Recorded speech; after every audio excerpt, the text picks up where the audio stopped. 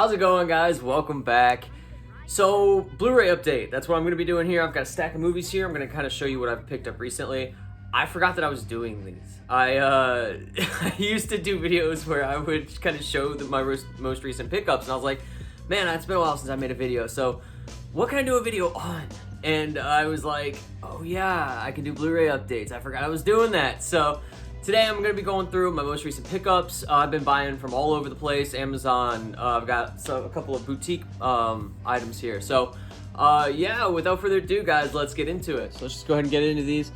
First thing I picked up was a 3 from Hell Steelbook. I believe this is a Best Buy exclusive. These things have no purpose being as gnarly as these are. It's got these like little plastic covers over them. Like, look at that artwork. It's absolutely insane. Even like the back's really cool. It was really cool. I had the original 3 from Hell 4K. I just had to get this one. I don't know if anybody else is like this, but look how contrasted these discs are. I thought that was very weird. It looks like it's like burned or something. So yeah, for this steelbook, I couldn't pass it up. The movie's all right. Every time I watch it, I kind of enjoy it a little bit more. Just, you know, don't want to put too much into that movie to enjoy it. Blade up next. I love Blade. Really excited to get this one. Now I know that they have, or not that they have, but I hope they will do Blade 2. I actually do prefer that movie over this one. Blade 2, in my opinion, is the best of the series. But yeah, really cool cover. I like on the 4Ks, they kind of change up the artwork sometimes. Next is Cloverfield. Movie I really enjoyed. This is a really good found footage film. Really cool to own it on 4K. I don't really think it's... I haven't watched it in 4K yet, but I just don't really...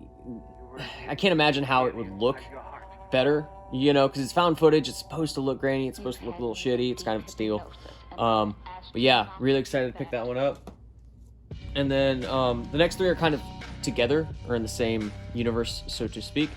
Godzilla on 4K. Got Godzilla King of the Monsters here. Love that cover.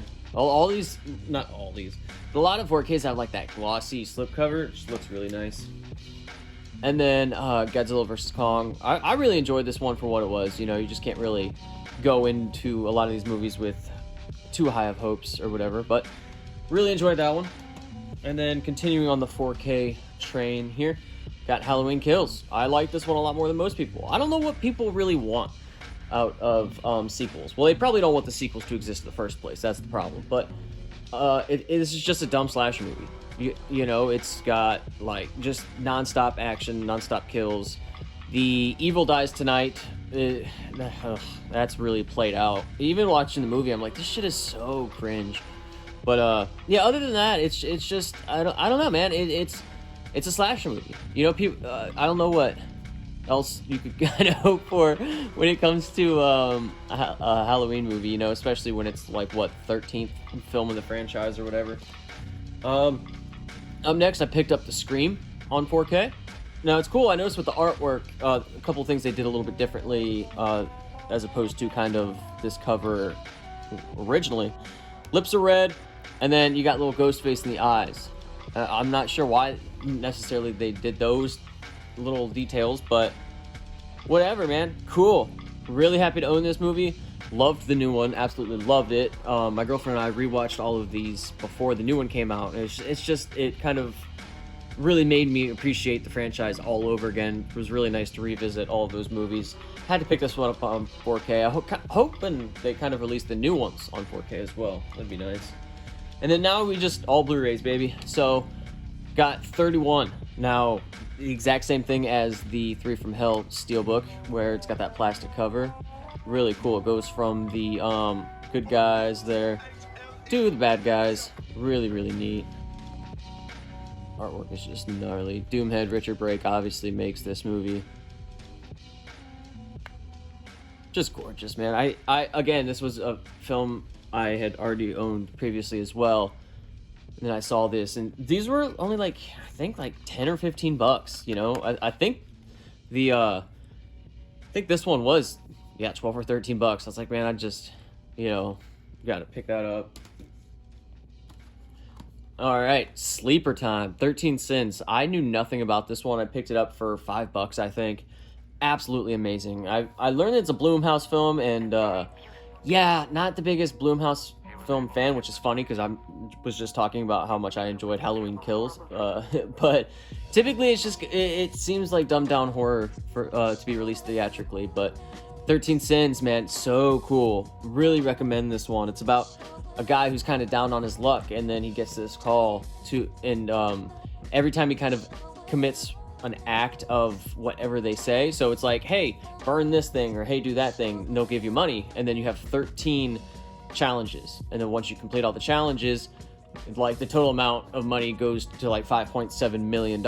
And so yeah, and it's pretty crazy some of the things that they make this guy do, and the twists in this movie is what is so great too. A lot of things I didn't see coming, a couple I did, but really happy with this one. Of course, Ron Perlman there, but yeah, highly recommend 13 Sins. Really good movie. Up next is Boys from County Hell. This one I'm really split on, because it did give me kind of Shaun of the Dead vibes, and I am not the biggest Shaun of the Dead fan, but I do appreciate it in its humor.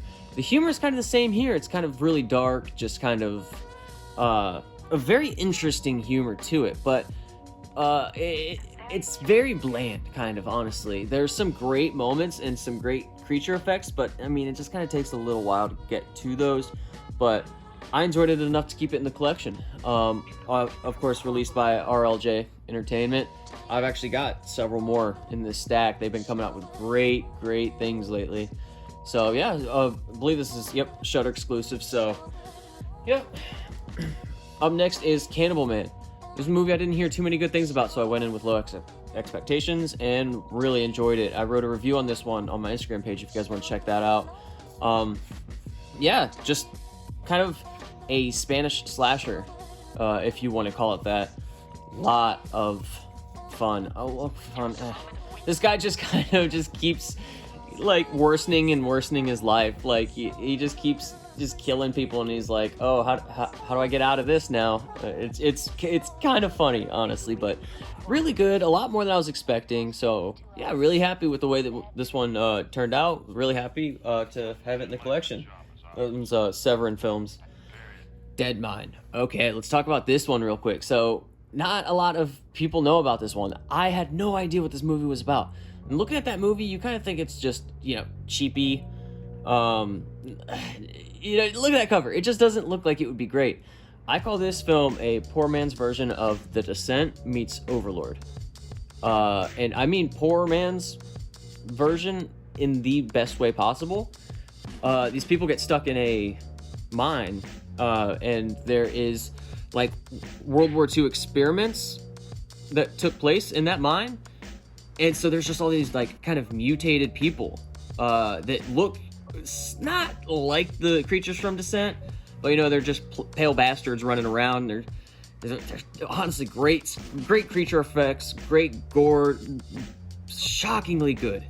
I loved this movie. I literally was watching this and I'm like, why have I never heard of this before?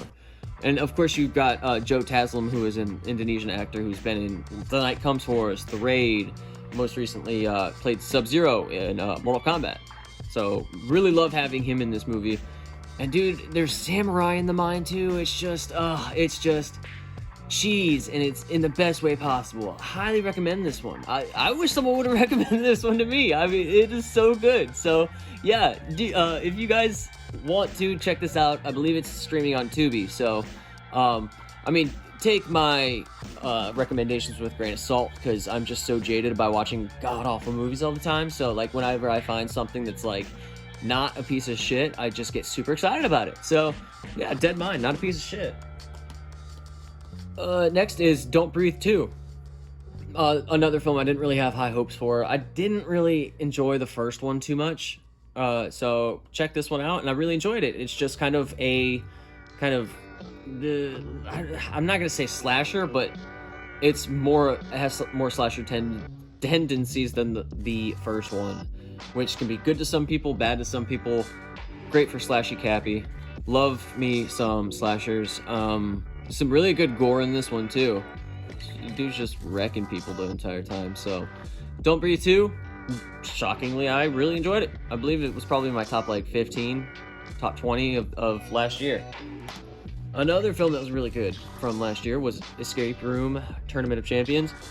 If you enjoyed the first one, you will probably like this one. If you didn't, you won't, because it's the exact same thing, more or less. The rooms, the grand scale of the rooms that they create are just so cool, and you never really know what they're walking into, you know, so crazy times.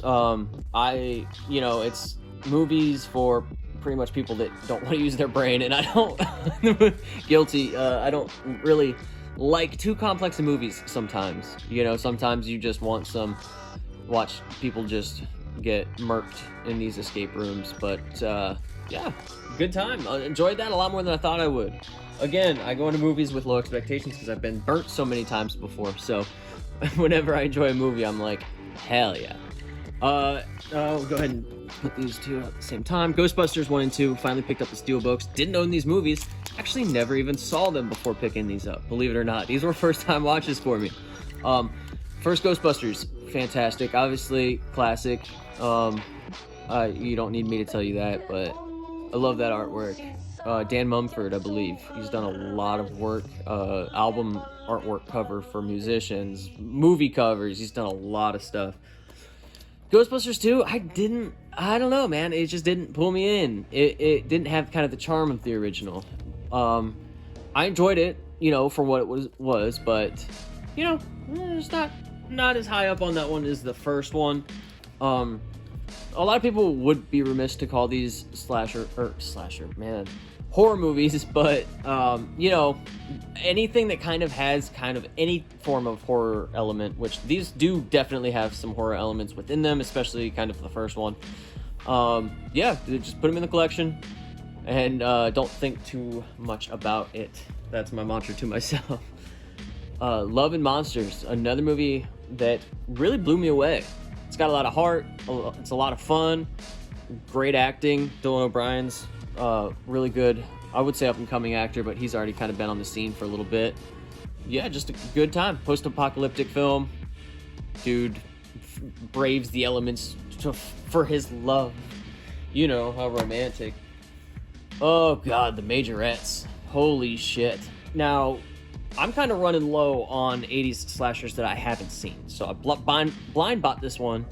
Again, didn't go into it with too high hopes and was let down. Ultimately, this one had John Rousseau's name all over it, of course, who was a writer for Night of the Living Dead. I drew a blank. I was thinking of Return of the Living Dead, which he did as well, but Night of the Living Dead from 1968. And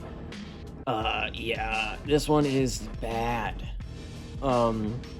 Again, if you're a slasher purist, it does pretty much exactly what you would want it to. There's some decent twists. I mean, it goes.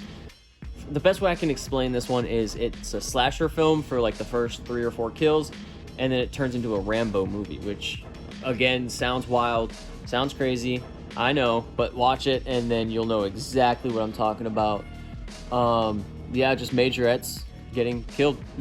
I mean, the acting is damn near bottom of the barrel. Some of the worst I've seen, and a lot of the dialogue choices and just everything else is wild. Mortuary, film that I always remember seeing this cover. Absolutely legendary cover. Didn't know anything about it, picked it up, loved it.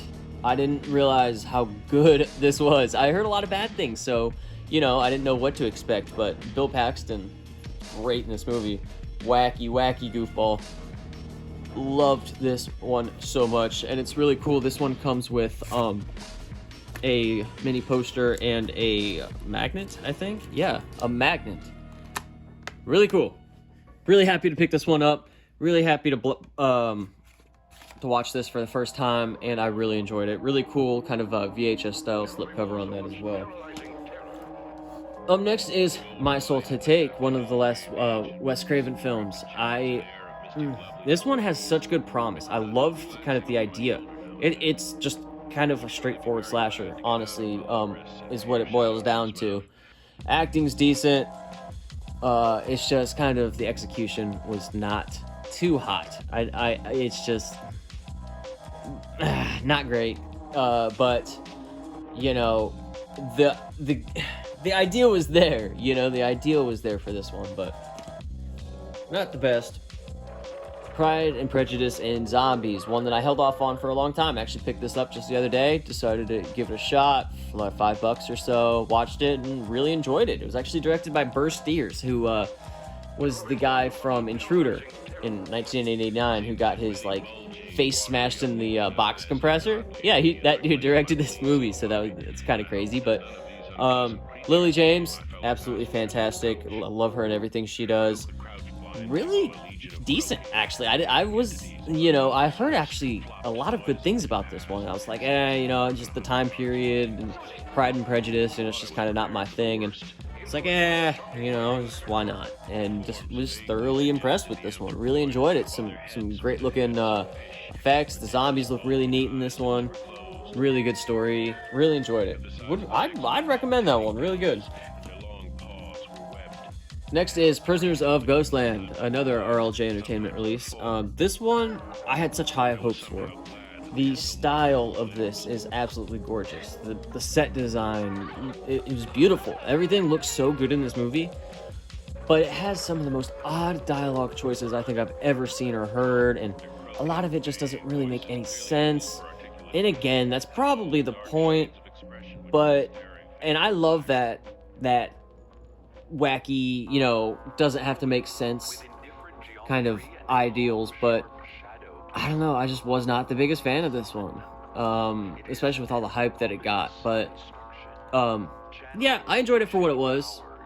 Story was just kind of shit, but again, this movie, if you just go into it and just kind of look at stuff, it's gorgeous, absolutely beautiful. Another RLJ Entertainment release is Ride. This one was not good. Well, I'm not gonna say it's not good. It's not great.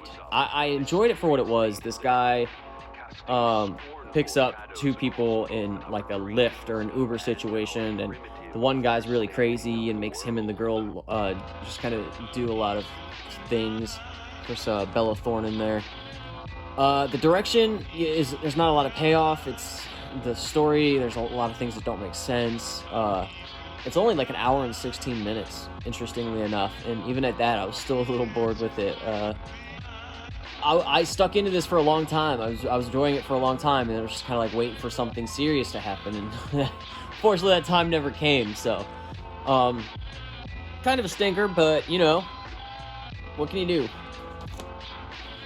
Up next, Scanners. I used to own this film quite a while back, and remember not being the biggest fan of it. Not one of my favorite David Cronenberg films, but I saw this at the store and was like, you know what, I'm going to give it another chance. Kind of, you know, add it to the collection again. This is released by Criterion. So yeah, really excited to rewatch this one. Haven't been able to give it a proper rewatch, so I will absolutely give it its time of day. It's got really interesting packaging, really neat. Got a little booklet in here, disc, and so yeah, that's Scanners. I really want to check out Scanners 2, the entire franchise, which of course you got Scanners 2, Scanners 3, you've got Scanner Cop 2, and it's just all these films, and so really want to break into those. Next is Stay Out of the Attic. This moving company goes to this old dude's house, and they're trying to move him out, and he's like, don't go in the attic. And then of course these dingleberries are like, hey, let's go to the attic. Turns out he's like a Nazi doctor doing experiments up there and whatnot. Oddly enough, man, I don't remember too much from this one. I remember everything up until when shit hits the fan, and for some reason I just kind of zonked out. I don't know if I fell asleep or what, but from what I remember, this was pretty decent. I think I ultimately gave it a 6 out of 10 at the time. Watched this right when it came out. I don't remember how long ago it was released on Blu Ray, but maybe like 5 or 6 months ago. And my memory is just turning into shit anymore, so... but yeah, I would like to kind of give this another rewatch, but from what I remember just kind of middle of the road. You know, nothing too crazy, nothing's gonna wow you. And then last here, we've got the remake of Suspiria. I remember this got a, I don't know if it was a limited theatrical release or if it was kind of released everywhere, but I went to a theater nonetheless and saw it and was let down so much. Because Suspiria, of course, 1977, Dario Argento's, one of my all-time favorite Italian films. Just absolutely gorgeous. The colors, the soundtrack, everything. This film is not that. It's not colorful. It's very bleak. The soundtrack is from Tom York, and it's the exact opposite of the original, honestly. And it's at the time I really didn't like that about it, but when I picked this up, I rewatched it and I loved it. I absolutely loved it. So I think it's very important, you know, to rewatch movies you don't like, because you're going into it with preconceived notions, or you know, you're already opinionated before you watch it. So with this one, I really needed a second watch to kind of truly appreciate it for what it was, and I loved it. I loved it, man. It's so good. So if you didn't like this one, maybe give it another shot, because I hated it and now I love it. So yeah, really excited to kind of add this one to the collection. And that's all I got, guys. So that's all I got for you guys today. Thanks for checking the video out. Hit me up in the comment section. Let me know some of the movies you liked, some you didn't like. Always like to talk with you guys. Check me out on Instagram at Slashincaptain, where I post slasher film reviews as well as fun facts and kill counts, and further updates of my collection. And that's all I got for you guys today. So, see ya.